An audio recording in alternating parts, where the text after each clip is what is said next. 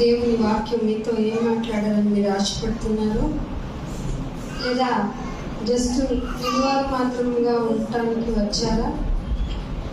లేదు నాయన, పరమ తండ్రి, మీ సంకల్పం, మీ ఆలోచన మాకు అవసరం అని ఆలోచించుకుంటూ మీ హృదయాలను దేవుని దగ్గరికి చేస్తారా? అలా అడిగే వారందరూ తలలు వంచుకుని దేవుని ప్రార్థించండి. దేవుడు మీతో మాట్లాడాలని మీరు ఆయనకు మనవి చేసుకుంటారని ఆశపడుతున్నాను. ప్రార్థన చేసుకుంటాం. మహోన్నతుడా, మహాగణుడా, పరిశుద్ధుడా, నిత్య నివాసి, మీకెంతో వందనములు, స్తోత్రములు నాయన. అల్పులైన మా పట్ల ప్రేమను చూపుతున్నందుకు నిదర్శనమే మేము ఈ భూమి మీద ఉండటకు కారణము నైనా. ఆ కారణము నైనా మేము చులకన చేసుకోకుండా మీరు ఇచ్చిన మాటల ప్రకారం మీ చిత్తానుసారంగా జీవించడానికి అవసరమైన అనుకూలమైన వాతావరణాన్ని మాకు ఇచ్చారు, వసతులను ఇచ్చారు. అందుని బట్టి స్తోత్రాలు. ఇదిగో ఇక్కడికి చేరిన ప్రతి ఒక్క బిడ్డ, మీ ఆత్మను పంచుకొని వచ్చి భూమి మీదకి శరీరాన్ని ధరించుకున్న వారందరి పట్ల మీరు మీ చింతను వ్యక్తం చేస్తున్నారు. అందుకే అందరికీ నైనా సమయాన్ని ఇచ్చారు. అందరూ భూమి మీద బ్రతికి ఉన్నామంటే మేము సరి చేసుకోవాలి, లేదా మా పని భూమి మీద ఉంది కనుక ఏ నిర్ణయం మేము తీసుకోవాలో నైనా మీ మందిరం విడిచి కిందకు వెళ్ళేలోపు మా హృదయాలకు స్థిరత్వాన్ని దయచేయండి. ఇదిగో తండ్రి, ఈ మాటలే మాకు అవసరం. శరీరపరమైన అవసరాలు, ఆకలి, నిద్ర, నీరు, నైనా ఇంకా ఏవేవో కావాలని మనసు ఆతురపడుతుంది, కానీ అన్నిటినీ నైనా నెమ్మదిపరిచేది నీ వాక్యమే కనుక ఈ వాక్యమును అయినా మా మనసులో ఉంచుకోవటానికి మా మనస్సులను అధీనం చేసుకోండి. మీ కొరకు మాత్రమే బ్రతకాలి అనే స్థిరమైన మనస్తత్వాన్ని మాకు కల్పించండి. శరీరాన్ని నలగొట్టుకుంటున్నాం నైనా, నీ పాదాల దగ్గర దాన్ని తీసుకుని వచ్చాము తండ్రి. మీకు ఇష్టమైన బలియాగంగా, సజీవ యాగంగా మేము అర్పించుటకు ఇక్కడ కూర్చుని ఉండగా మమ్మల్ని అందరినీ క్షమించి మీ ఎక్కువ చేర్చుకోమని ప్రార్థిస్తున్నాము. ఇదిగో తండ్రి, నీ బిడ్డలకు బోధింప నాయన ఇక్కడ నిలిచి ఉండగా తండ్రి, నా మాటలు, నా తెలివి, నా జ్ఞానం అస్సలు వద్దు ప్రభువా. ఈ లౌకిక జ్ఞానం మనిషిని వెదిరి చేస్తుంది కనుక నీ ఆత్మతో, నీ జ్ఞానంతో నన్ను నింపండి. నీ బిడ్డలకు ఏ మాటలైతే అవసరమో ఆ మాటలు నన్ను సాధనముగా చేసుకుని నేను మీరు మాట్లాడి మీ పనిని జరిగించుకోమని అడుగుతున్నాను తండ్రి. సహాయం చేయండి. నేను కేవలం వినివారు మాత్రంగా నీ బిడ్డలు ఉండటానికి ఇష్టం లేదు కనుక అందరూ వాక్య ప్రకారంగా ప్రవర్తించడానికి వారికి మదిలోని ఆలోచనలు కలిగించండి. సాతాను దుర్గములు పడగొట్టేంతగా మా హృదయాలను కదిలించండి. నైనా సహాయం చేయండి. పరిశుద్ధాత్మదేవ, మీ సహాయం కూడా నాకు అనుగ్రహించి మహిమ పొందమని యేసుక్రీస్తు వారి పరిశుద్ధమైన నామమునే ప్రార్థనను అడిగి వేడుకుంటున్నాం మా పరమ తండ్రి. ఆమేన్. దేవుని నామమున అందరికీ వందనములండి. దేవుడు మిమ్మల్ని దీవించాలని ఆశపడుతూ ఉన్నాను. వాక్యము మనల్ని భద్రపరుస్తుంది. వాక్యం మనల్ని ఏ విధంగా అయినా, ఏ స్థితిలోనైనా కాపాడుతుంది అనేది మీరు నేర్చుకుంటారు కదా, బై హార్టెడ్గా నేర్చుకుంటారు కదా. ఎందుకంటే స్కిప్ చేయకుండా మందిరాలకు వెళ్ళిపోతాము. లేదంటే మనము బ్రతుకుతున్నది కూడా క్రైస్తవ కుటుంబాల మధ్య కాబట్టి ఊత పదాలు అయిపోయాయి. దేవుని కృప, దేవుని ప్రేమ, దేవుని రక్తము, ఆయన చేసిన త్యాగం, ఇలాంటి పదాలు మనం రోజు వినటం వల్ల ఏమైపోయిందంటే మనలో తెలియని ఒక నిర్లక్ష్యం, అది మనకు కూడా గ్రహించుకోలేనంత నిర్లక్ష్యం మనలో ఉంటుంది. త్యాగం చేయగలమా? ఎవరు చేయగలరు త్యాగం చెప్పండి? ఎవరు చేయం అంటాం, కానీ ఒక పూట మనం ఎవరైనా నీకు ఇష్టమైనది వాళ్ళకి అవసరం అనుకో, ఇస్తామా? నాకు ఎప్పటికో అప్పుడు అవసరం వస్తుంది, ఎలా ఇస్తాను అంటాం.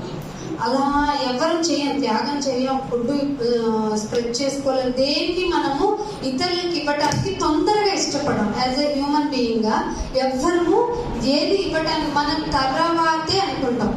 జాగ్రత్తగా నా మాటలు వినటానికి చూడండి. పిల్లల్ని దగ్గర పెట్టుకోండి. వాక్య ప్రకటన చాలా అవసరము మీకు. అందుకే దేవుడు ఇలా పదే వినిపిస్తున్నారు. చాలా ఆనందంగా ఉంది. రూపాయి ఖర్చు అవుతుంది, కానీ దేవుని మాటలు వీళ్ళ మదిలోకి వెళ్తాయా అని పట్టుకుంటున్నప్పుడు మీరు విన్న మాటలు, రాసుకున్న మాటలు, చెప్పిన విధానం చాలా సంతోషం అనిపించింది. వాక్యము వృధా అవ్వటం లేదని, వాక్యమే జీవింపజేస్తుంది కనుక మీకు కలిగిన దాన్ని జాగ్రత్తగా పట్టుకోండి. చాలా మందికి వాక్యము తెలియదు, వాక్యం గురించి ఆలోచన లేదు, వాక్యం యొక్క విలువ తెలియక పాటలతో కాలక్షేపం చేసేసి, పాటలు పాడతాను కాదండి ఇక్కడ మీనింగ్. పాటలు, మ్యూజిక్ అనేవి వాటితో మాత్రమే దేవుని సంతోషపరచలేము. అందుకనే మీకు ఒక మాట చూపిస్తాను చూడండి. అపోస్తుల కార్యము మీకు ఆశ్చర్యం కలిగిస్తుంది ఈ మాట. అపోస్తుల కార్యము 20వ అధ్యాయం తీయండి. అపోస్తుల కార్యము 20వ అధ్యాయము 32వ వచనం చూడండి. ఇప్పుడు దేవునికి ఆయన కృపావాక్యమునకు మిమ్మును దేనికి అప్పగించాడంటండి దేవుడు మనల్ని? దేవుడు ఇక్కడ పౌలు గారు చెప్తున్నాడు, దేవుడికి మనల్ని అప్పగించేశారు, ప్లస్ దేవుని వాక్యమునకు మీరు అప్పగింపబడ్డారు. అర్థమవుతుందా దేనికి ప్రాముఖ్యతనివ్వాలో? వాక్యం ఉంటేనండి లోకంలోకి వెళ్తే మనకి లోకంలోకి వెళ్ళినంత మాత్రాన సాఫ్ట్ గా మన లైఫ్ ఉంటుందని అస్సలు థింక్ చేయకండి. ఎందుకంటే పరిస్థితులు ఒక్కొక్కసారి అనుకూలంగా ఉంటాయి, ఒక్కొక్కసారి ప్రతికూలంగా ఉంటాయి, ఒక్కొక్కసారి సిచ్యువేషన్ మనకి హ్యాపీగా ఉంటుంది, ఒక్కొక్కసారి భయంకరంగా తట్టుకోలేనంత బాధను కలిగించేంతగా సిచ్యువేషన్స్ ఉంటాయి. మన రిలేషన్స్ అలా ఉంటాయి. ఒక్కొక్కసారి మనమే విరోధులం అవుతాం. చూడండి, ఎందుకు నేను అలా ఎందుకు చేశాను నాకే తెలియదు అంటాం, ఎందుకు నేను అలా అన్నాను నాకే తెలియదు అనుకుంటాం. ఇవన్నిటిని మనం నెట్టుకొని రావాలి అంటే వాక్యం ఉండాలండి. ఆ వాక్యం మీకు ఇక్కడ పుష్కలంగా దొరుకుతుంది. నిజం, పుష్కలంగా వాక్యం దొరుకుతుంది. దేనికి అప్పగించాడంట మనల్ని? ఆయన వాక్యముకున్న క్వాలిటీ కూడా ఇక్కడ యాడ్ చేశారు, కృపావాక్యము. అందుకే పౌలు గారు అన్నారు, నాన్న నాకు ఈ ప్రాబ్లం ఉంది, ఇంత పని చేస్తున్నాను, నేను లేఖలు రాస్తున్నాను, నేను సంఘాలు నడిపిస్తున్నాను, నాకున్న బలహీనతను తీసేయంటే సింపుల్ గా గాడ్ ఇచ్చిన ఆన్సర్ ఏం చెప్పండి? మీరు ఎప్పుడన్నా అడిగారా, నాన్న ఈ ప్రాబ్లం ఉంది అంటే ఇస్తావా, నన్ను చచ్చిపోమంటావా, నేను చంపేస్తామని అనలేదులే. మనం తెలివైన వాళ్ళం, ఎవరిని ఎలా అడగాలో మనకు బాగా తెలుసు. మనం బలంగా ఉన్నాం అంటే ఏంటి సంగతి అంటాం, బలహీనంగా ఉన్నాం ఈ సంగతి తెలుస్తా అంటాం. అవునే కదా? దేవుడిని ఏమని అడుగుతారు? నీ కృప చాలే నాయన, ఈ ప్రాబ్లం ఉందా నాయన, నీ చిత్తం ఏమిటో. నేనేమన్నా నీ ఎదుట నేను డిజోబేగా ఏమన్నా కనిపిస్తున్నానా నాయన, నేనేమన్నా నీకు ప్రతికూలంగా కనిపిస్తున్నానా అని అడిగాను. ఏంటో నాకు ఈ ప్రాబ్లం వచ్చి నువ్వు తీసేస్తావా లేదా అంటామా? అదేనండి మన ఆన్సర్. కానీ మీరు సత్యంలోనికి వచ్చేటప్పటికి వాక్యాన్ని మీరు తెలుసుకునే కొందుకు ఏమంటారు తెలుసా? ఈ ప్రాబ్లం ఉంటే ఉంది నాయన, నీ కృప ఉంది కదా, నాకు కృపకి యాడ్ అయిందండి వాక్యము. అర్థమవుతుందా మీకు? వాక్యం ఎంత ఇంపార్టెంటో. దేవునికి కృపావాక్యమునకు మిమ్మల్ని అప్పగించాడు. సంగమం వింటున్నారా? ఎంత అబండెంటెడ్ గా మనకి ఎంత ఆదరణ కలిగించే విధంగా మనకు వాక్యం ఉండిందో. ఆ వాక్యానికి అప్పగిస్తే పాటలు పాడామండి. మీరు స్తుతించినా స్తుతించకపోయినా ఆయన శక్తిమంతుడా కాదా? ఆయన ఆశ్చర్యకరుడా కాదా? ఆయన గొప్పవాడా కాదా? అసలు మీరు ఏ విధంగా పాడినా అంతకు మించిన ఆయన కదా. మీరు పొగడక్కర్లేదు, మీరు పాడక్కర్లేదు, కానీ ఆయనకి రోజు ఒక సంగీత కచేరీ జరుగుతుంది. ఎవరి చేత? దేవదూతలు పరిశుద్ధుడు పరిశుద్ధుడు పరిశుద్ధుడు అని వేవేల గొంతులతో పాడుతున్నాయట. ఏమంటే ఇప్పుడు నిన్ను చూసి భలే ప్యూరిటీ అని అనగలరా? అనొచ్చు. ఎప్పుడో తెలుసా? నా పక్కన ఉన్నప్పుడు, నా క్యారెక్టర్ ఏంటో తెలిసినప్పుడు, నా మాటలు ఏంటో తెలిసినప్పుడు, నా ప్రవర్తన ఏంటో అక్క భలే చెప్తుంది అని అంటారు. ఎన్ని రోజులు చెప్తారు? మీ మైండ్ బాగున్నప్పుడు, నాకు అనుకూలంగా ఉన్నప్పుడు. అవునా కదా? వన్స్ కనుక నా గురించి ఏదో నెగిటివ్ నీకు తెలిసిందనుకో, నువ్వేం చేస్తావు? అంతేలే అంటావు. అది మానవ సహజం. That is not wrong. మన యొక్క క్యారెక్టర్ ఏంటో మనల్ని మనం బయలుపరుచుకున్నాం, అంతే కదా. మన గురించి మనం ఏంటో తెలిస్తేనే కదా ఆయన ఎంత గొప్పడో తెలుస్తుంది. కాబట్టి ఆయనంట చూస్తూ ఉన్నాయంట, కోట్ల సంవత్సరాల నుంచి దేవదూతలు ఆయన చూస్తూ ఉన్నాయంట. చూస్తూనే అంటే ఒక్కరోజు కూడా దొరకలేదు ఆయన రూపం. వాట్ ఏ గ్రేట్ గాడ్ కదా మనకి. పరిశుద్ధుడు పరిశుద్ధుడు పరిశుద్ధుడు, ఇంకా వేరే మాట రావటం లేదటండి దేవదూతలకి. ఎంత గొప్ప దేవుడు మీకున్నాడు చూడు. మీకు ఏదో అంటారు కదా, లిక్కపరుచుకుంటున్నాయి ఆ రోమాలు మీకు. అయితే మీరు గ్రేట్. ఏముంది వాళ్ళకి ఏమో టైం పాస్కి ఏమైనా పరిస్థితి. చాలా మంది బయట అనుకుంటారు కదా, వీళ్ళు కోటాలు పెట్టుకునేది ఎందుకు టైం పాస్కి, వీళ్ళ దేవుడికి ఏదో వాళ్ళ సెల్ఫ్ డబ్బా వాళ్ళు కొట్టుకోవడానికి కాదండి. వాక్య సువార్తను మన దేవుని యొక్క గొప్పతనాన్ని మనం తెలియచేయాలంటే పబ్లిక్ లో మనం చెప్పాలి.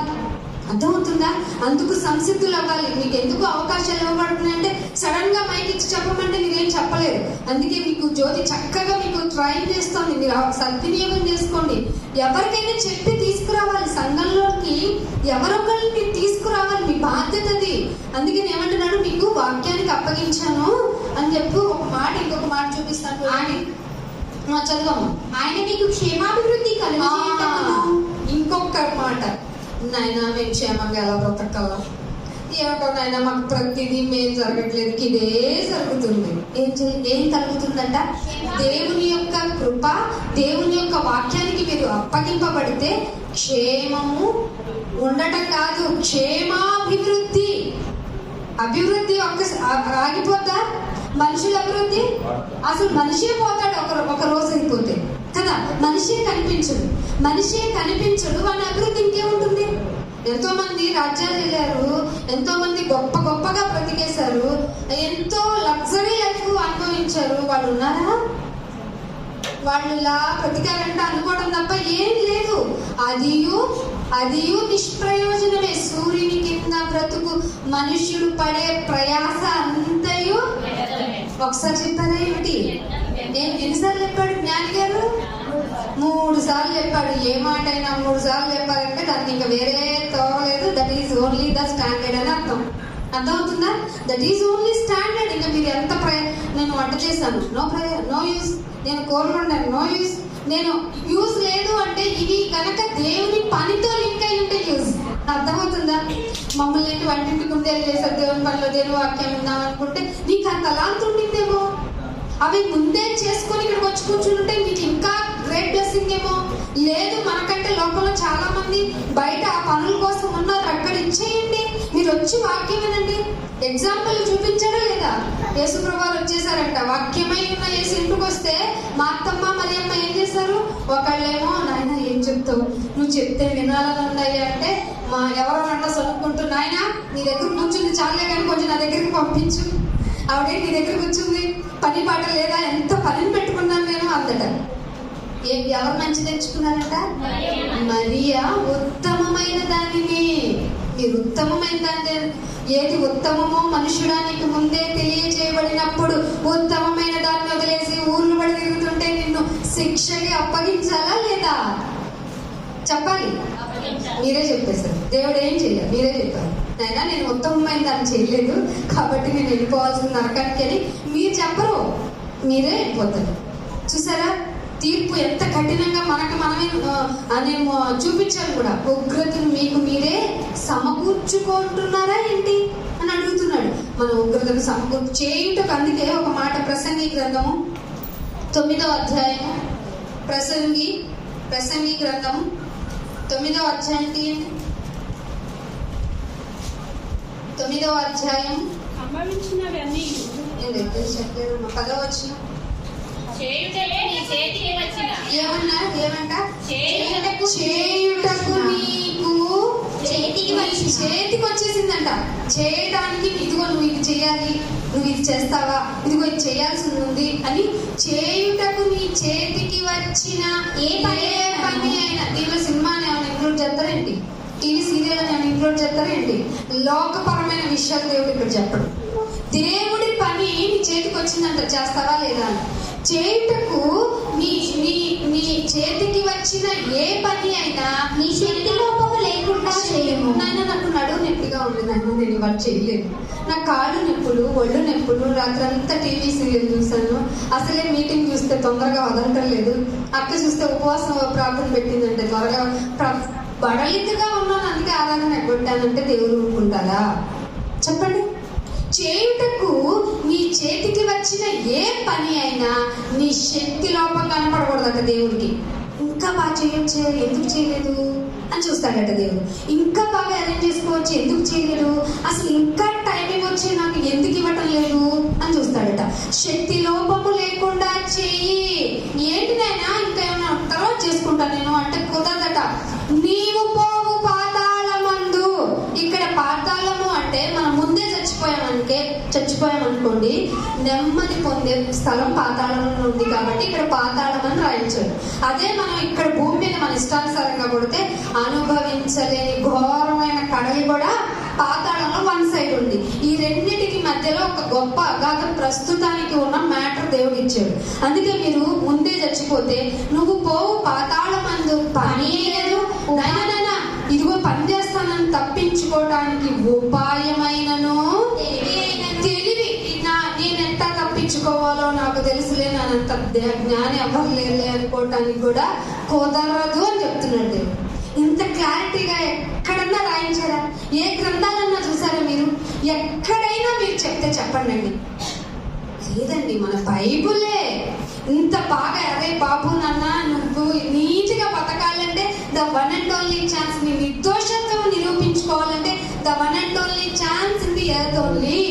భూమి మీద మాత్రమే మనం ఎంత మంచి వాళ్ళమో, ఎంత పవిత్రులమో, ఎంత నిర్దోషంగా బ్రతకవచ్చో, ఎలా ఉంటే దేవుడికి ఇష్టంగా ఉంటామో తెలుసుకొని బ్రతికే ఛాన్స్ ఒక్క భూమి మీద మాత్రమే. తర్వాత చచ్చిపోయిన తర్వాత ఏముండదట? తెలివి జ్ఞానమైనను ఉండదు అంటున్నాడు. అదే 11వ అధ్యాయం చూడండి. ఇదే ప్రసంగి గ్రంథము 11వ అధ్యాయము 9వ వచనం చూడండి. ఏమంటున్నాడు? యవనుడా ఎవరి మందు సంతోషపడము. అమ్మయ్య చాలు. యవనుడా యవనమందు సంతోషపడేది. ఇది చాలు నాయన, నేను వెళ్ళిపోతా లోకంలో. అసలే ట్రెండీగా బ్రతకమంటున్నారు, లగ్జరీగా బ్రతకమంటున్నారు, అసలు ఆపేదే లేదట, ముందుకు పరిగెత్తటమేనంట, నన్నెవడరా ఆపేది అంటున్నాడు, నా లైఫ్ నా రూల్స్ అంటున్నారు. అంటే నాకు ఒక చిన్న డౌట్ వచ్చింది. నీ లైఫే కదా, నీ రూల్సే కదా, నువ్వు అనుకోకుండా ఎందుకు చనిపోతున్నావు బిడ్డ? బ్రదర్ ఎందుకు చనిపోతున్నావు నువ్వు అనుకోకుండా? నీ ఫ్రెండ్ ఎందుకు పోయాడు అనుకోకుండా? నువ్వెందుకు పోతావు? నీ ప్రాణం ఎప్పుడు పోవునో నీకు తెలిసేటి. తెలియనప్పుడు నీ పద్ధతిలో నీ లైఫ్ లో నీ రూల్స్ ఏంటి? రూల్స్ కొంతమందికి అవసరం లేదు అని బ్రతికితే రూల్ తప్పించైనా అంటే నీ కాలమునకు ముందే నువ్వు పోతావు. అంటే మనకు ఒక టైం ఫిక్స్ చేసి దేవుడు పంపిస్తాడు. గ్రంథంలో రాయబడిన ప్రకారం మరణ దినము, బ్రతికిన తల్లి గర్భంలోనికి వచ్చిన దినం మొదలుకొని ఆయన చూస్తాడు. వచ్చే ముందే ఆయన పెట్టుకున్నాడు, నువ్వు భూమి మీదకి వస్తావు, నన్ను మర్చిపోతావు, ఇదిగో ఇట్లాంటి ప్రదేశాల్లో నన్ను గుర్తు చేయడానికి మైక్ ద్వారానో మాటల ద్వారానో ఎలాగైనా నా మాటను నీకు రిమైండర్ చేయిస్తాను, అయినా నువ్వు పట్టించుకోవు. కానీ ఒకటే వస్తుంది, నీ ఆలోచన చూస్తే నాకు అతి భయంకరంగా ఉందిరా, టపక్క నేను లేపేస్తాను అని చెప్పి కాలమునకు ముందే నువ్వు ఎలా చచ్చిపోతావు అని క్వశ్చన్ వేశాడు బైబిల్లో. అంటే అయ్యో యంగ్ బాయ్ ఎందుకు చనిపోతాడు? యాక్చువల్గా లైఫ్ యొక్క స్పాన్ ఎంత? ఇప్పుడు అప్పటి వరకు మన బైబిల్లో లెక్క ప్రకారం 60-70 అనుకున్నాం. కానీ ఇప్పుడు సైంటిస్టులు చెప్తుంది ఏంటంటే 50 సంవత్సరాలకు ఫిక్స్ చేసేసుకోండి. 50కి ఫిక్స్ చేసుకోండి. ఎందుకంటే మీరు మీ యొక్క లైఫ్ స్టైల్ విధంగా కానీ ఎయిర్ పొల్యూషన్, సౌండ్ పొల్యూషన్, మన పొల్యూషన్, మనమే ఒక పొల్యూషన్ కదా. వద్దంటే క్రాకర్స్ పేర్చుకుంటాం, వద్దంటే సౌండ్ లో పెట్టుకొని విసిగిపోతాం. ఏమంటే ఒక భయంకరమైన ట్రెండ్ ఎందుకు వచ్చింది? డీజిల్ ఏంటి? డీజిల్ తెచ్చుకొని పెళ్లిళ్ళు చేసుకుని, డీజిల్ తెచ్చుకొని పెళ్లిళ్ళు చేసుకుందామని వచ్చి ఆ సౌండ్కి తెచ్చిపోవడం ఏమిటి కదా. ఎంత మనిషికి ఎంతగా పీక్ లెవెల్కి వెళ్ళిపోయిందో మీరు ఆలోచించండి. అందుకే ఏమంటున్నాడు? ఎవరుడా నీ కాలమందు నీకు ఇష్టమైనట్టు బ్రతకాలనిపిస్తుంది అనుకుంటున్నావేమో బ్రతుకు, కానీ ఈ యవన కాలమందు నేను హ్యాపీగా ఉండాలంతే. నాకేం దేవుడు మాటలు ఈ మాటలు అని చెప్పకండి. ఏం చెప్తావు అంటే నాకు టీవీ సీరియల్స్ చూడటం బాగా ఇష్టం, కొరియన్ సిరీస్ బాగా చూడటం ఇష్టం, హిందీ సినిమాలు చూడటం ఇష్టం, తెలుగు పాటలు, ఏ పాటలు? ఊపే పాటలు, తిప్పే పాటలు, నాట్యాలు చేయి వెనక్కి తిప్పుకునే పాటలు, ఆ ప్రోగ్రామ్స్ బాగా వినటం. ఎందుకు ఇప్పుడు చూడండి, ఇక్కడని కాదు, ఐ మీన్ బయట ఎక్కడన్నా యాక్టివిటీ, ఒక లోకపరమైనటువంటి సంగీత కచేరీ జరిగింది అనుకున్నాం, ఎవరికైనా నిద్ర వస్తుందా? ముందుకు వెళ్ళిపోయి ఆసక్తితో చూస్తాం. ఎందుకని? మన ఉగ్రతను మనమే కదా తెచ్చుకోవాలి. అందుకు ఎందుకంటే మీ శరీరాన్ని మీరు ఎవరికి ఆక్యుపై చేశారు? సాటన్కి ఆక్యుపై చేసినప్పుడు ఊరేగింపు ఎక్కడా, డ్రమ్స్ ఎక్కడా, సందడి ఎక్కడా అని వెళ్తాం. నాయన ఎట్లాగైనా నా శరీరాన్ని ఇక్కడ ఇచ్చుకొచ్చి పడేస్తాను, నీ వాక్యంతో కొట్టు నాయన, నీ వాక్యంతో కొట్టిన వాడే బ్రతుకుతాడంట కదా నాయన అని ప్రార్థన చేస్తామేంటి? ఎంత తొందరగా ముగిస్తుందో అంటది శరీరం. కాబట్టి ఏమంటున్నాడు? నీ హృదయము సంతుష్టిగా ఉండనేమో, నీ కోరిక చప్పునను, నీ దృష్టి యొక్క ఏంటంటే నా కోరికది, నా ఇష్టం ఇది, నీ దృష్టి యొక్క ఇష్టం చెప్పున్నాను ప్రవర్తించు.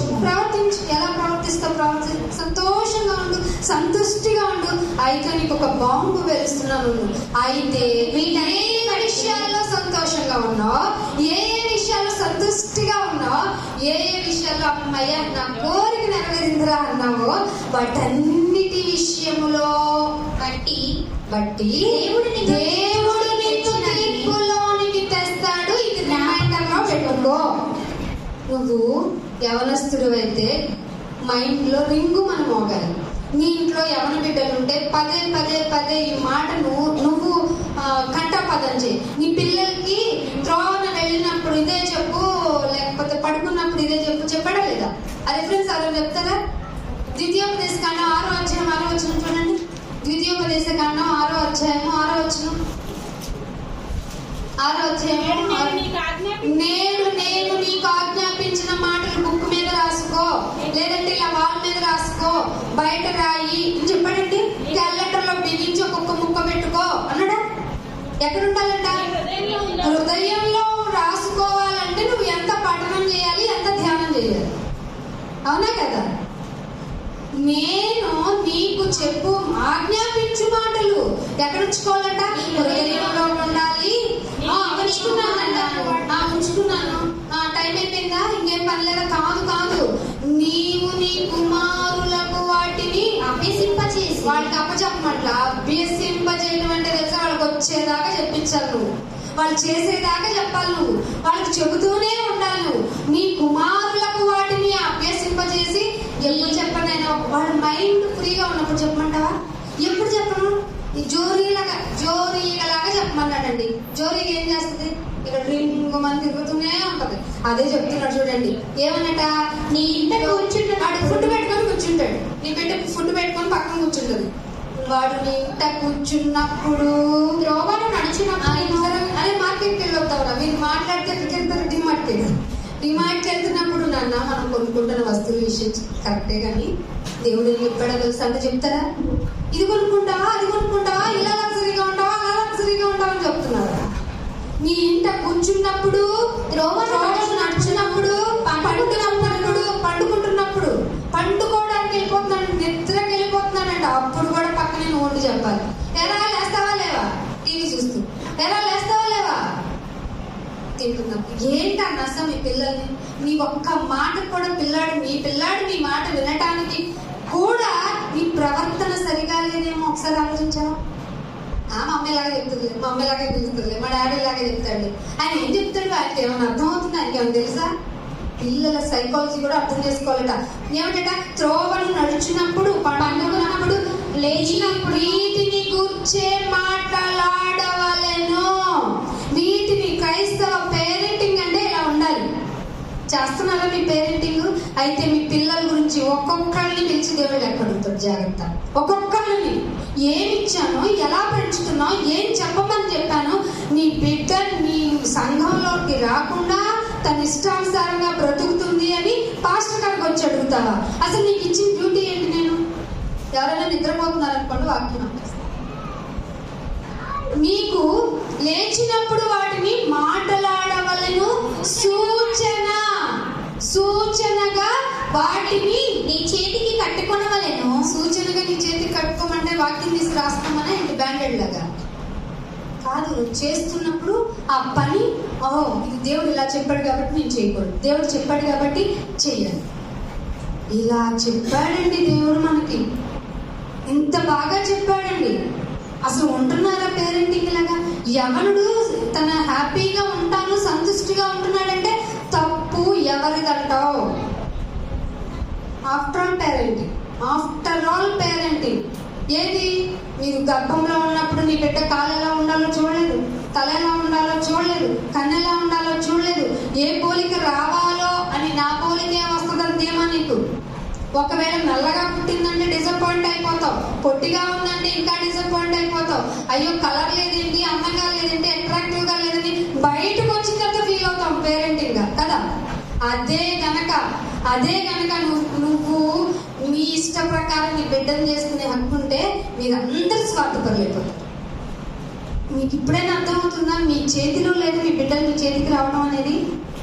గర్భములో తల్లి స్థూలాలి గర్భములో పిండము ఎలాగూ ఎదుగునో మీకు తెలియదు.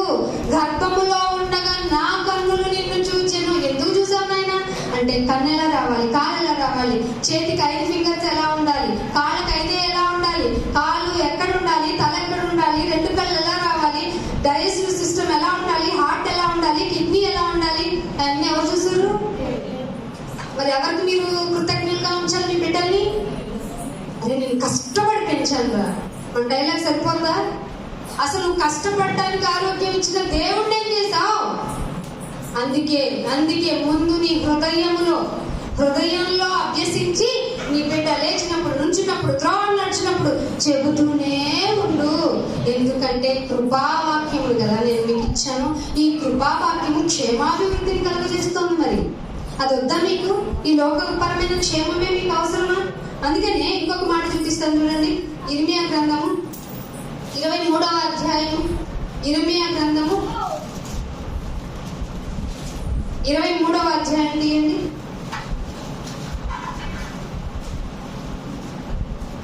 23వ అధ్యాయం 18వ వచనం. యెహోవా మాట విని ఏమిటట? యెహోవా మాట అంటే వాక్యమే కదా. యెహోవా మాట విని గ్రహించినట్లు. అమ్మయ్య చాలా టైట్ అయిపోయింది వాళ్ళ మందిరంలో ఉండి అనుకోకూడదు కదా. యెహోవా మాట విని గ్రహించినట్లు. ఆయన సభలలో నిలిచేవాడు ఎవడండి అసలు? ఆయన సభలో ఉండేవాడు. నాయన నీ మాట చెప్తున్నారు, నేను గ్రహించుకోవాలనైనా, నీ మాట నేను గ్రహించుకోవాలనైనా, గ్రహించుకొని నిలిచేవాడు. నా మాటను గ్రహించినట్లు. అసలు ఆ మాట యొక్క లక్ష్యం ఏమిటి? థింక్ చేస్తుందా మీ హృదయం? అట్లా ఉన్నా నా మాటను గ్రహించినట్లు దాని లక్ష్యం చేసేవాళ్ళు ఎక్కడన్నా ఉన్నారా? దేవుని బాధ అనేది. దేవుని మాట ఎంత అవసరం అంటే, ఈ వాక్యమే నన్ను బ్రతికించింది ఆయన పాట పడితే సరిపోద్దా? బ్రతికిస్తుంది కదా వాక్యం.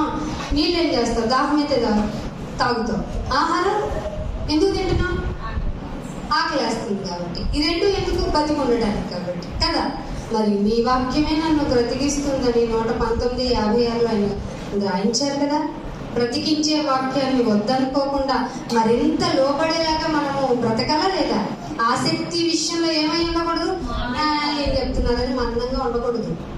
ఆసక్తి విషయంలో మాన్యులు కాక మరింత ఆత్మ విషయంలో ఏమై ఉండాలట? ఏముండాలి? తీవ్రత. వర్డ్ కావాలి. తీవ్రత. ఎంత తీవ్రత తెలుసు మనకి. ఎంత తీవ్రంగా జరిగిందో నష్టం తెలుసు మనకి. మనలో జరుగుతున్న తీవ్రత ఎంత నష్టాన్ని గురి చేస్తుందో అర్థమవుతుందా మీకు? అర్థమవుతుందా? అందుకని ఇంకొక మాట చూపిస్తాను చూడండి. యెషయా గ్రంథము 5వ అధ్యాయము 19వ వచనం. ఆయనను త్వరపడనిమ్ము, మేము ఆయన కార్యాలు చూడాలి అని ఆయన దాన్ని వెంటనే చేయలేము. ఆయన మళ్ళీ చదవాలన్న మాటని. మేము ఆయన కార్యమును చూచినట్లు. అది ఆయన కార్యము చూడటానికి మీకు వాక్యం అవసరం. అర్థమవుతుందా? ఏ కార్యం కావాలి మీకు? పిల్లలు ఫస్ట్ ర్యాంక్ కొట్టాలా? ఇంటర్లో 10th మళ్ళీ వచ్చినాయి కదా మార్క్స్. కొట్టారు, చేశారు, చదివేశారు, చదువు అయిపోయింది, ఉద్యోగం వచ్చింది, పెళ్లి చేసావు, బాగుంది.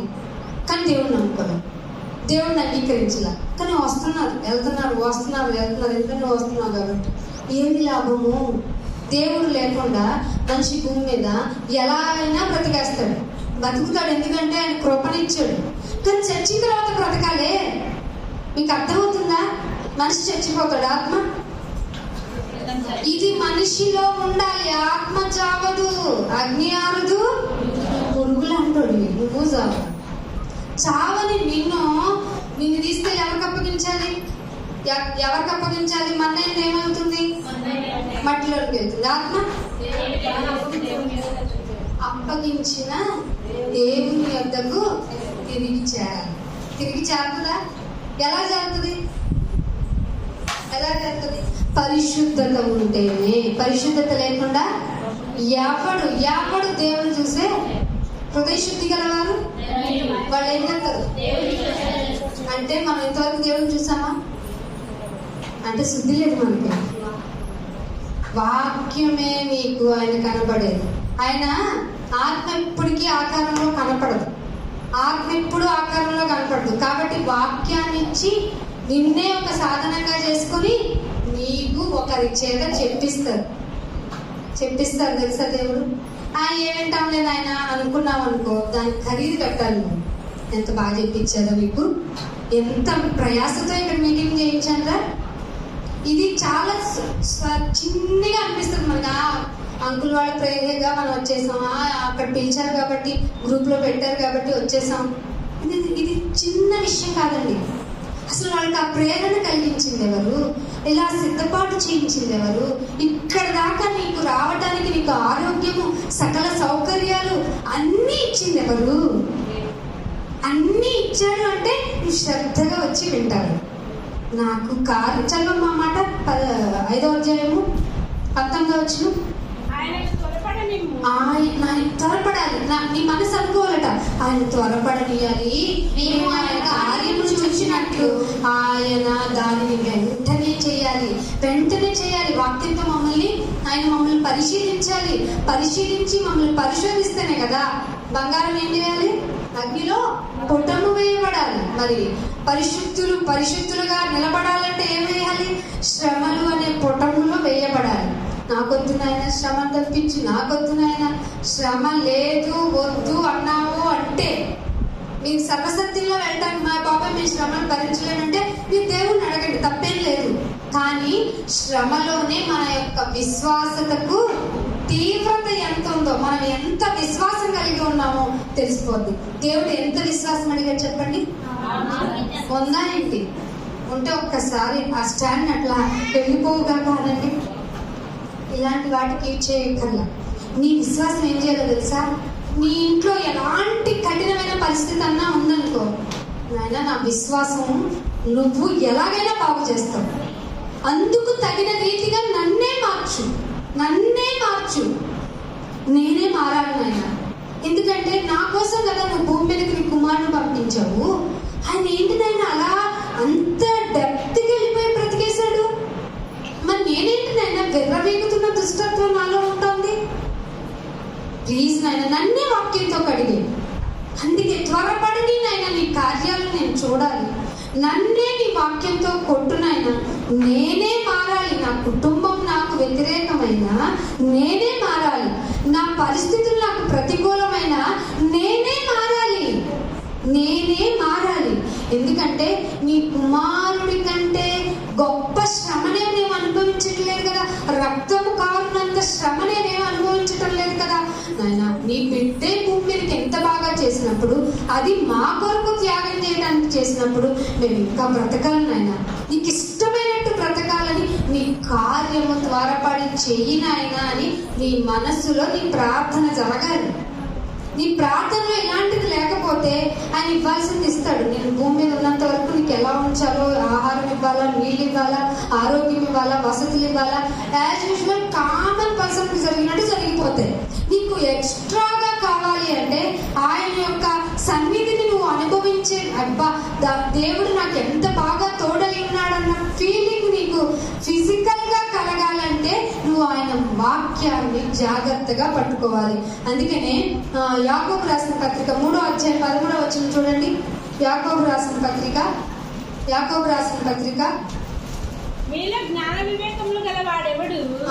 వాడు జ్ఞానంతో కూడిన సాత్వికము గలవాడై మన యోగ్య ప్రవర్తన వలన. ఏమిటట? మీలో జ్ఞానము వివేకము గలవాడు నీ జ్ఞానం ఉందా? జ్ఞానం ఉంటే ఏం అడుగుతున్నావు, ఏం ప్రవర్తిస్తున్నావు, దేనికోసం పరిగెడుతున్నావు, నేను ఏ విధంగా సంతోషిస్తానో నీకు తెలుసు. అది చెప్పించాను, రాయించాను, ఆ ప్రకారం ఉండమని కూడా నీకు చెప్పాను. నేను ఒక ఆత్మ రక్షింపబడటానికి జరిగే ప్రయత్నాలు జరుగుతూ ఉంటే, అది సంఘం అంతా కలిసి చేస్తూ ఉంటే I feel very very very happy. అవునా కదా? ఆ జ్ఞానం ఉందా నీకు? వివేకంగా ఉండమన్నా. జాబా సేవ, జాబా పిల్లల, దేవుని పని లేకపోతే కుటుంబం, దేవుని పని లేకపోతే నా శరీరం సౌఖ్యంగా ఉండడం. దేవుని పని అంటే మన ఫైనల్ వర్డ్ ఏమని ఉండాలి? ఆయన నీ పనే నాయన, మీ ఆయన నీ దేవుని పని అంటే ఏం చెప్తావు? ఆయన వెళ్ళకపోతే నాకు చెప్తాడంట. ఇక్కడ కావాల్సింది వివేకం. ముందు నీకు తలగా ఉన్నటువంటి నీ భర్తకి సౌకర్యాలు కలిగించకుండా వచ్చి ఇక్కడ కూర్చుంటే దేవుడు సంతోషపడ్డాడు. For your kind information. మీరు జాగ్రత్తగా ఆయనకి లోబడి బ్రతకకపోతే ఆయన మిమ్మల్ని ఒప్పుకోడు. ఎక్కువ లేడీస్ ఉన్నారు కాబట్టి మాట చెప్తున్నాను. జాగ్రత్తగా మీ శిరస్సుని మీరు గౌరవించుకోకపోతే మీదే తప్పు. ఎందుకు మీరే వచ్చారు, మీ భర్తలు రాలేదు అంటే కారణం మీరే. రియల్లీ కారణం మీరే. అందుకే జ్ఞానము వివేకములు గలవాడెవడు? నేను క్రైస్తవుడిని, క్రైస్తవురాలని అనుకుంటున్న వాళ్ళు, పైగా వాడు జ్ఞానముతో కూడి ఉన్నవాడైతే వాడు ఫస్ట్ ఎలా ఉంటాడో తెలుసా? సాత్వికముగా ఉంటాడు. ఇష్టం వచ్చింది చేసుకో, నేను గుడికి పోతున్నా అన్నావు అనుకో, అది సాత్వికత. నువ్వేమన్నా చేసుకో, నేను వెళ్ళిపోవాలి, నా ప్రార్థన టైం అవుతుంది, ఇది సాత్వికత? ఏమంటున్నాడు ఇక్కడ? నీవు గనక సాత్విక మనసు కలిగి ఉంటే, జ్ఞానముతో కూడిన సాత్వికము గలవాడై, అండర్లైన్ చేసుకోండి, తన యోగ్యమైన ప్రవర్తన. ఎవరికి యోగ్యంగా ఉండాలి ప్రవర్తన? మనుషులకు కాదు, దేవునికి యోగ్యమైన ప్రవర్తన వలన క్రియలను కనపరచాలి. నేను మంచి క్రైస్తవుడిని, నేను గుడి మానను, నేను గుడికి వెళ్తూనే ఉంటా, ఉపవాస ప్రార్థన మిస్ అవును, స్త్రీల కూడికి మిస్ అవును, యవనస్తుల కూడికి మిస్ అవును, అప్పో సభ ఎక్కడంటే అక్కడికి బయలుదేరుతాను అని మీ సాక్ష్యం ఉంటే, దానిలో నుంచి దేవుడు ఏం చెప్తున్నాడంటే నీవు వివేకంగా ఉండాలి, జ్ఞానంగా ఉండాలి. ఆ రెండు కలిసిన యోగ్య ప్రవర్తన ద్వారా నీ క్రియలు కనపడాలి. వాక్యం ఎంత బాగుందండి. ఎవరు చెప్తారు? ఏ డిసిప్లిన్ స్కూల్లో చెప్తారు ఈ మాటలు? చెప్పండి. వాడిని ఏం బాచలేమో, మన గుడికొచ్చే అన్న వాళ్ళ మాటలు మాత్రం వినకండి.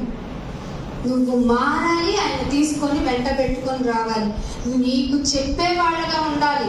నువ్వు ఇక్కడికి రాకపోతే, నువ్వు ఇక్కడికి వెళ్ళకపోతే నష్టం ఎంత జరుగుతుందో తెలిసేంతగా నీ ప్రవర్తన ఉండాలి. అమ్మ నేను కూడా వచ్చేస్తాననాలి. నీ తల్లి బిడ్డ చెల్ల ఏదో మొత్తం కుటుంబాలుగా ఎక్కడ ఉండాలంటే మన అందరం వచ్చి ఆయన సన్నిధిలో ఉంటే కదండి ఆశీర్వాదం. ఆయన కొరకు బ్రతికితే కదండి ఆశీర్వాదం. కానీ మనం చాలా మంది కాంప్రమైజ్ అయిపోతాం. అయ్యో జాబ్కి వెళ్ళకపోతే, ఇవాళ లీవ్ పెడితే ఎలాగా, పనికి వెళ్ళకపోతే డబ్బులు ఎవరు ఇస్తారు కదా, పనికి వెళ్ళకపోతే డబ్బులు పాస్టర్ గారు ఇస్తారా, పాస్టర్ ఇస్తుందా, చెప్పిన వాడు ఇస్తుందా? No no no no. నీ యోగ్య ప్రవర్తనే నిన్ను పోషిస్తుంది. Mind your words. ఏ ప్రవర్తనమా? ఆ యోగ్యమైన ప్రవర్తన సంఘ కాపరికి కనపడక్కర్లా, ఐ మీన్ ఆటోమేటిక్ గా కనపడుతుంది. దేవుడు కనపడితే ఆ సాత్వికత మీ అందరి ముందు కనపడుతుంది. అవునా కదా? సో సాఫ్ట్నెస్ అనేది వెరీ వెరీ వెరీ ఇంపార్టెంట్. సాత్వికముగా ప్రవర్తించడం నేర్చుకోండి. ఇందాక విన్నాం కదా, ఏదైనా ప్రేమతో లోపరుచుకోగలమంట. దేన్నైనా ఏ విషయాన్నైనా ప్రేమతోనే జయించగలం. చేస్తావా రావా, వస్తావా రావా ప్రార్థన కంటే నీ భక్తి చూసాంలే పో అంటారు. అవునా కదా? మన భక్తి మనకి ఎరుకనే కదా. మనల్ని ఎవరైనా ఇబ్బంది పెడితే మనలోంచి మహాభక్తులు బయటకు వస్తాడు. వాడు నిద్రపోతా ఉంటాడు అప్పుడప్పుడు.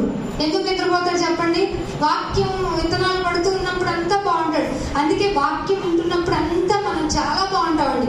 జస్ట్ అవుట్ అయ్యామనుకోండి, మనలో వాడు లేస్తాడు. ఏమిటిందాక ఏదో మాట ఏంటి ఇప్పుడు చెప్పు అంటాం. అంటారా అన్నమాట? వాక్యము విని నీ మనసులో భద్రం చేసుకుంటే నువ్వు బయటికి వెళ్ళినా నీ ప్రవర్తనలో మార్పు రాదు. యోగ్యమైన ప్రవర్తనతో నీ క్రియలు చూపిస్తావు. అందుకనే ఇంకొక మాట చూపిస్తాను. అపోస్తుల కార్యము 20వ అధ్యాయము, అపోస్తుల కార్యము 20వ అధ్యాయము 25వ వచనం చూడండి. అపోస్తుల కార్యము 20వ అధ్యాయం 25వ వచనం. ఇదిగో దేవుని రాజ్యము గురించి ప్రకటించుచు. ఏం ప్రకటించాలి? ఏం ప్రకటించాలయ్యా? యేసయ్య దేవుడు, యేసయ్య రక్షకుడు, ఇది చాలుగా అందరికీ ప్రభు సరిపోతుందా? కాదు. అసలు మనకు ఈ భూమి మీద ఉన్న రాజ్యము కాదు. నువ్వు రాజువా? ఎస్, నువ్వు అన్నట్టే. ఎవరితో అన్నాడు? పిలాతుతోనే కదా. ఏంటి నువ్వు రాజు అంటున్నావు? వీళ్ళంతా ఏమిటయ్యా నీకు చెప్పు అంటే ఏమల్లా వన్ వర్డ్ ఓన్లీ, నువ్వు రాజువా? ఎస్, నువ్వు అన్నట్టే అన్నాడు. అన్న ఆ మాటను తీసుకుని ఇదిగో దేవుని రాజ్యమును గూర్చి ప్రకటించుచు. ఎక్కడికి వెళ్ళి సభపెట్టి ప్రకటించక్కర్లా. అక్క ఏం చేస్తున్నావు అంటూ వెళ్ళాలి. ఒక బలహీనత కలిగినటువంటి గుడికి రావాలని ఉంటుంది. దేవుని నమ్ముకుంటున్నాను కనుక నా ఇంట్లో అన్ని శ్రమలు, ఇంటికి వెళ్ళండి. దేవుని గురించిన ఓదార్పు మాటలు చెప్పండి. ఒక్కళ్ళుగా వెళ్ళండి. మీ కుటుంబంగా సంఘం అంతా ఉన్నారు. స్త్రీలుగా చక్కగా ఇంట ఉండి పని చేసుకునే వాళ్ళు ఉన్నారు. మీకు చక్కటి బాధ్యతను ఇచ్చాడు దేవుడు. మీరు ఒక కుటుంబం దగ్గరికి ఒక టార్గెట్ గా వెళ్ళండి. టార్గెట్ ఇన్ ద సెన్స్ మీరు ఆ విధంగా అనుకోకండి, వాళ్ళు మార్చేయాలి, మారిపోండి అనక్కర్లా. మా దేవుడు ఎంత ప్రేమ మీదో తెలుసా. ఇక్కడ అసలు మీకు ఆయన మిమ్మల్ని మీరు అడగకపోయినా చేసేంత గొప్ప దేవుడు అమ్మా. ఒక్కసారి ఆయన గురించి ఆలోచించండి అని చిన్న ప్రార్థన చేశారండి. ప్రార్థన చేస్తే వాళ్ళే అడుగుతారు ఈ వారం ఎందుకు రాలేదు అని. అలా అడగండి, మెల్లగా తీసుకురండి, తీసుకొచ్చి ఇక్కడ కూర్చోబెట్టండి. సత్యము సువార్తను లోతులు నేర్పించే విధంగా ఇక్కడ మాటలు చెప్పబడుతున్నప్పుడు వాళ్ళ హృదయము పొడవబడాలి. అప్పుడు వాళ్ళంతటా వాళ్ళే బాప్తిస్మం తీసుకుంటాం మేము అన్నారు. ఎందుకంటే యేసుక్రీస్తు ద్వారానే ప్రక్షాళన, యేసుక్రీస్తు ద్వారానే మోక్షము, యేసే మార్గము అన్న విషయం తెలుసుకున్న వాళ్ళు ఎవరు ఊరికినే కూర్చోరు. వాక్యం ఉన్నారు కదా ఇందాక. ఎందుకు సరళ ఆంటీ గారు, మహాలక్ష్మి, ఇంకా నిరీష, మాధురి వీళ్ళు ఎందుకు చెప్పగలిగేసారు వెంటనే? మీరు ఆలోచించారా? వాక్యము గనక వింటే మిమ్మల్ని నోరు మూసుకొని కూర్చోనివ్వదు. అర్థమవుతుందా? వాక్యం విన్నారంటే ఎవరికి చెప్పాలి? అయ్యో ఇంత గొప్ప మంచిది, ఇంత మంచిదని నేను చెప్పకుంటే ఎలా అని మీ హృదయము మండలేదా? అయితే మీరు పొల్యూటెడ్ పర్సన్స్, దేవుళ్ళు ఉన్నవాళ్ళు కాదు. ఒకవేళ వాక్యము ద్వారా మీ హృదయం మండనా, you are in good life. అందుకే రాజ్య సువార్తను గురించి ప్రకటించుచు. చదువు 25వ వచనం. మీ మధ్య సంచరించే వాళ్ళు ఉన్నారు, మీలో ఎవడును ఇక మీదట నా ముఖము చూడదని. పౌలు గారు ఏం చెప్తున్నారు? ఎంత సెంటిమెంట్ గా చెప్పాడు తెలుసా? మేము రాజ్య సువార్తను గురించి ప్రకటించుచు వచ్చాం. ఒకరోజు తెలుసు మేము బతికి ఉండము, మా మకాలు మీరు చూడరు అని. సో మీరు బతికున్నారు, మేము చెప్పేశాం. రాజ్య సువార్త దేవుని యొక్క దయా సంకల్పం ఏమిటో చెప్పేసిన తర్వాత మేము ఒక రోజు కనపడకపోతే మీరు అల్లల్లాడిపోకూడదు. వాక్యంలో మరింతగా బలపడిపోవాలి. వాక్యాన్ని చేత పట్టుకొని రాజ్య సువార్త విషయంలో మరింత పట్టుదల కలిగి దేవుని కొరకు సువార్తను విస్తరింపచేసే దశలోనికి వెళ్ళాలి. ఎందుకంటే దివ్యమైన కృపావాక్యాన్ని దేవుడు మనకి అప్పగించారు కనుక. ఈ రాజ్య సువార్త సకల జనుల సాక్షాత్తము వినపడాలి గనుక, సకల జనుల సాక్షాత్తము వినపడటం కంప్లీట్ అయితేనే ఆయన సెకండ్ కమింగ్ వస్తుంది గనక. ఒకవేళ నెక్స్ట్ మా ముఖం మీరు చూడకపోయినా మేము లేకపోయినా మీరు ఆగిపోకూడదు. సువార్త అనేది జరుగుతూనే ఉండాలి. అర్థమైందా? వాక్యం ఎందుకు అప్పగింపబడిందో అర్థమవుతుందా? ఇంకొక మాట చూపిస్తాను చూడండి. రోమా పత్రిక 10వ అధ్యాయం, రోమీలకు రాసిన పత్రిక 10వ అధ్యాయం 21వ వచనం. ఇశ్రాయేలు విషయమైతే అవిధేయులై ఎదురాడు ప్రజలకు నేను దినమంతా. అవిధేయులైన వారందరి కొరకే దేవుడు ఏం చేస్తున్నాడంట? ఒక 10 నిమిషాలు ఇక్కడ చేతులు చాపుకొని నిలబడండి. అవుతుందా మన వల్ల? దినమంతా చేతులు చాచి మీ కోసం ఎదురు చూస్తున్నానని క్రీస్తుకు పూర్వం రాయబడింది. క్రీస్తు శకం మొదటి 100 సంవత్సరాల్లో రాయబడింది. ఆ క్రీస్తు యొక్క రోమీలకు రాసిన పత్రిక మొదటి 100 సంవత్సరాల్లో వ్రాయబడింది. మొదటి 100 సంవత్సరాల్లోనే ఈ మాట రాయబడిందంటే తర్వాత బిఫోర్ దేవుడు చేతులేం చాపలేదా? యెషయా గ్రంథంలో చెప్పబడింది కదా, దినమెల్లా మీ కొరకు నా చేతులు చాస్తున్నాను అంటే క్రీస్తుకు పూర్వం 400 సంవత్సరాల నుంచి ఆయన చేతులు చాచి చాచి చాచి పిలుస్తూనే ఉన్న కనీసం మనసు పగలని కఠిన హృదయం నీదైతే నువ్వెక్కడికి వెళ్ళాలి? నువ్వెక్కడికి వెళ్ళాలి చెప్పు? అందుకే ఏమంటున్నాడు, నేను దినమెల్లా నా చేతులు చాచి నిన్ను పిలుస్తున్నాను. ఎందుకు పిలుస్తున్నాను? నీకేంటి అవసరం? నీకేంటయ్యా అవసరం నన్ను పిలవటానికి? ఎఫెసీయులకు రాసిన పత్రిక 1వ అధ్యాయం 11వ వచనం చూడండి. ఎఫెసీయులకు రాసిన పత్రిక మరియు 1వ అధ్యాయము 11వ వచనం. ముందుగా నిరీక్షించిన మనము మరియు క్రీస్తునందు ముందుగా నిరీక్షించిన మనము తన మహిమకు కీర్తి కలగాలి. ఎందుకు భూమి మీదకి వచ్చావు తెలుసా? తన మహిమకు కీర్తి కలగాలి. నాకు కీర్తి తెచ్చిపెట్టాలని నాకు కొనుక్కున్నాడంట. సైనికులు మాకు కీర్తి తెచ్చడానికి ఉన్నారంటారు. ఇంకెవరు? మన కీర్తి మా విదేశాల్లో మారుమోగుతుంది అంటాం. కానీ దేవుని మహిమకు కీర్తి తేవటానికి నువ్వు ఉన్నావు. అదే ముందుగా నువ్వు నిరీక్షింపబడే స్థితిలో నిన్ను ఉంచుకున్నాడట దేవుడు. ఎందుకట? 12వ వచనం, దేవుడు తన చిత్త ప్రకారమైన సంకల్పం. ఏమిటయ్యా నీ చిత్త ప్రకారమైన సంకల్పం అంటే? అక్కడ చెప్తున్నారు చూడండి, మనలను ముందుగానే ఆయన డిసైడ్ అయిపోయి భూమి మీదకి పంపించాడు.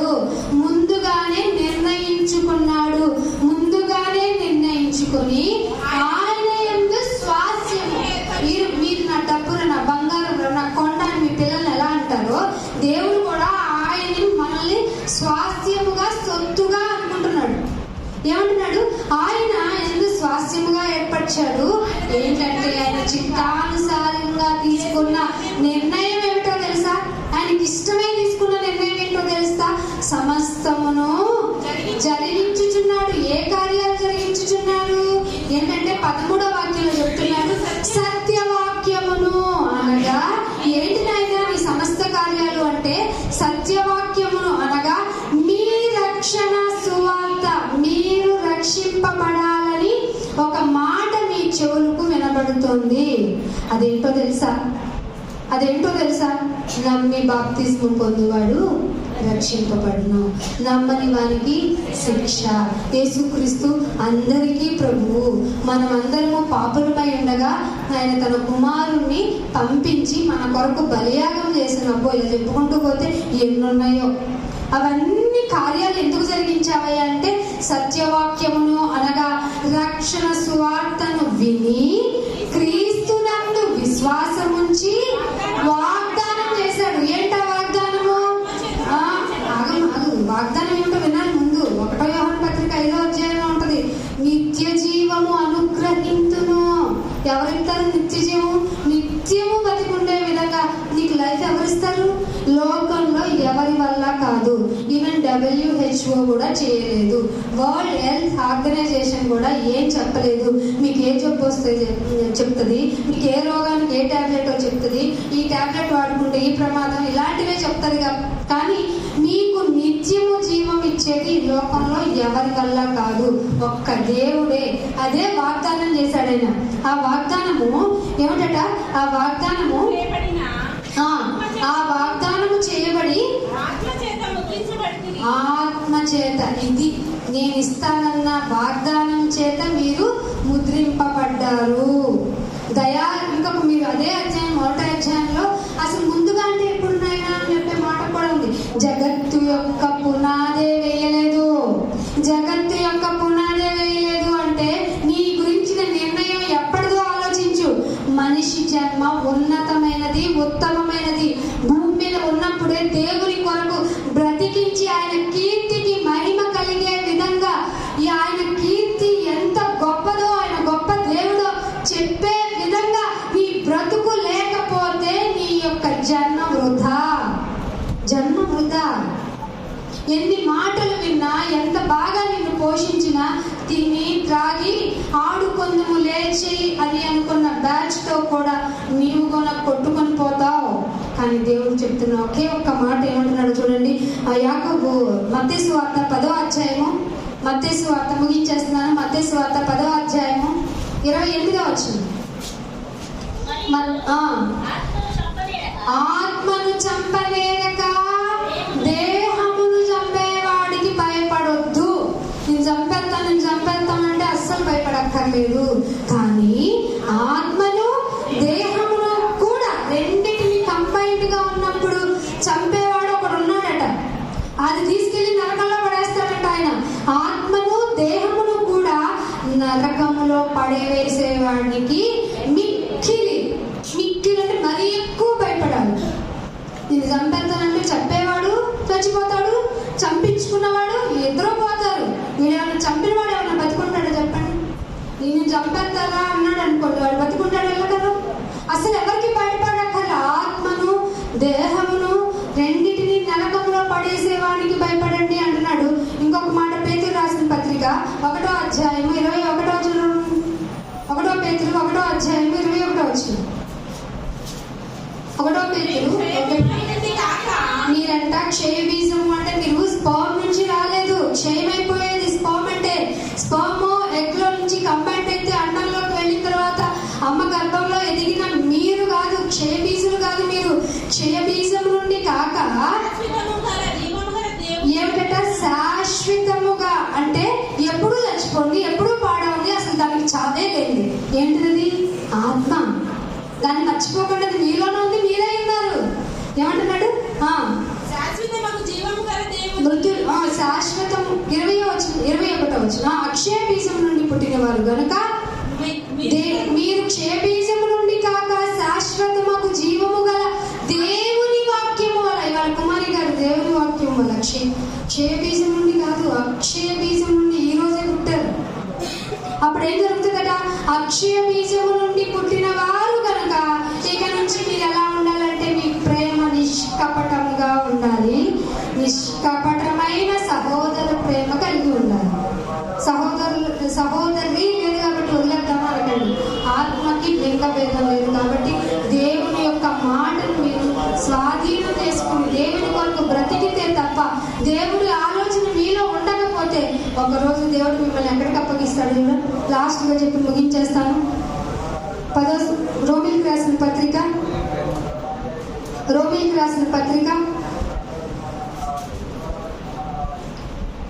12వ అధ్యాయం 2వ వచనం. రోమిలికి రాసిన పత్రిక ఏం చేయకూడదు? ఇక్కడ నుంచి పుట్టిన వాళ్ళంతా, బాప్తిసం తీసుకున్న వాళ్ళంతా ఏం చేయకూడదు? ఈ లోకం వాళ్ళు అలా చేశారు కదా, వీళ్ళు ఇలా చేశారు కదా, చేయకపోతే బాగోదు, ఇలాంటివి మనకు ఉండకూడదు. చేతితో చేయబడిన దాని గురించి మీరు అస్సలు ఆలోచించద్దు. ఏం చేయాలంటే ఈ లోక మర్యాదను అస్సలు ఫాలో అవ్వకూడదు.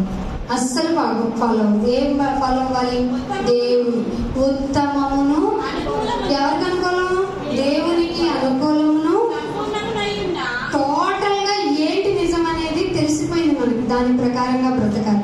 అనుకూలమును, ఉత్తమమును, సంపూర్ణమునై ఉన్న దేవుని, అది దేవుని చిత్తం ఏంటో మీకు చెప్పబడింది.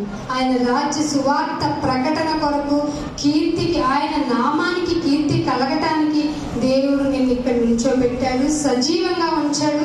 ఆయన ప్రేమ నిష్కపటంగా ఉంచే విధంగా నిన్ను పెంచి పోషిస్తున్నాడు వాక్యంతో.